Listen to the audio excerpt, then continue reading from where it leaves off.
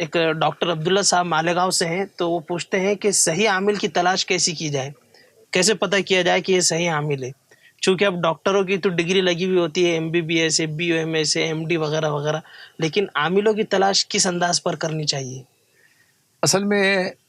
مسلمانوں میں، ایمان والوں میں، یا دنیاوی اعتبار سے انسانوں میں، دانشوروں میں یہ الحمدللہ ذہن ہے کہ اگر کوئی بیماری ہے، جی کوئی مرض ہے، تو وہ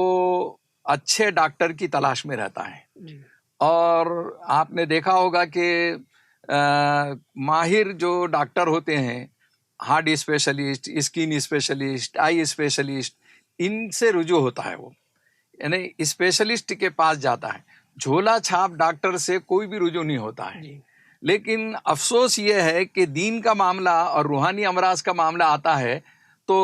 وہ جو ہے بس شہرت کی بنیاد کے اوپر مشہور ہے، جہاں لائن لگی ہوئی ہے، بھیڑ لگی ہوئی ہے، وہ کیسے کرتے ہیں علاج، اس کی واقفیت بھی نہیں ہے، بس یہ جاتے ہیں اور اپنے علاج کے لیے کھڑے ہو جاتے ہیں، جی اور دھوکہ کھانے کے بعد یا پریشان ہونے کے بعد پھر بعد میں جو ہے وہ پھر کسی اچھے کی تلاش میں رہتے ہیں۔ تو میرا مشورہ یہ ہے کہ ناظرین، آپ جب بھی کسی ایسی بیماری کو محسوس کریں کہ یہ جسمانی مرض نہیں ہے، شاید میں نے دوائیں کھا کھا کر تھک چکا ہوں، تو اب مجھے کسی نہ کسی عامل کو بتانا چاہیے، تو اس کی تھوڑی سی معلومات لے لیں۔ اور اس کی معلومات لینے میں آسان طریقہ یہ ہے کہ آپ کے مسجد کے جو امام ہیں، آپ کے محلے کے کوئی عالم دین ہیں، ان سے پوچھیں کہ مجھے یہ مرض ہے اور میں کسی عامل سے رجوع ہونا چاہتا ہوں، آپ کی نظر میں کوئی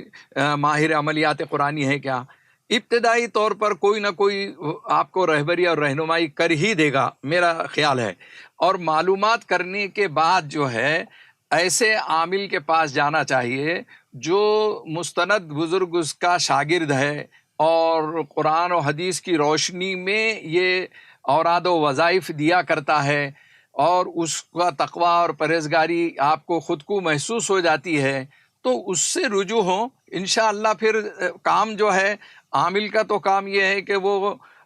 اس سمندر میں سے کچھ اچھی اچھی چیزیں نکال کر ایک قرآنی آیتوں کو آپ کو ورد کے لیے دیتے ہیں، گویا وہ رجوع اللہ کی کیفیت آپ کے اندر پیدا کرنا چاہتے ہیں کہ آپ اللہ سے رجوع ہوں، یہ آیت پڑھیے، یہ سورہ پڑھیے۔ اور قرآن کی آیتوں اور سورتوں کی وجہ سے اسے شفا ملتی ہے، وہ عامل کی وجہ سے نہیں ملتی ہے۔ اس کا ایمان اور عقیدہ بھی مضبوط کرے، ایسا عامل ہو کہ جو ایمان اور عقیدے کی حفاظت کے ساتھ ساتھ جو ہے اسے اوراد و وظائف دے اور اس کے مرض کو دور کرنے کی کوشش کرے۔ فن عملیات ایک الگ چیز ہے، اور صحیح عامل کو تلاش کرنا، تو صحیح عامل کے لیے میں نے میری کتاب طب روحانی اور تاثیر قرآنی میں صفحہ 141 پر میں نے لکھا ہے، اس کو تفصیل سے دیکھ لیجئے کہ صحیح عامل کی میں نے 9 علامتیں لکھی ہیں۔ وہ اگر کوئی پڑھ لے گا انشاءاللہ سمجھ جائے گا، اور اس کے بعد جو ہے پھر دھوکہ نہیں کھائے گا۔